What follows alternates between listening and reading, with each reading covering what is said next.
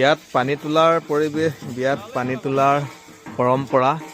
তো জাউৰীয়ে জাউৰীয়ে বিয়া নাম, জাউৰীয়ে জাউৰীয়ে উৰুলি, লগত বেণ্ড পাৰ্টি, ঢোল লৈ কেতিয়াবা নাচি বাগি ধুনীয়াকৈ ৰং ধেমালি কৰি গাঁৱৰ আইসকল যায় পানী তুলিবলৈ, দৰা বা কইনাক নোৱাবলৈ পানী তোলা ঘাটলৈ।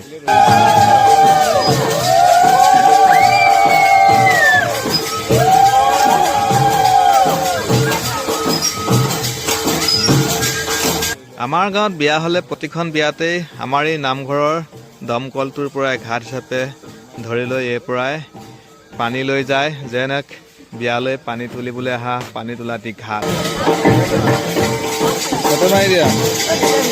আৰু আমাৰ এই সৌভাগ্য, এই পানী তোলা ঘাটটো আছে আমাৰ ঘৰৰ পদূলিতে, আমাৰ দুৱাৰ মুখতেই।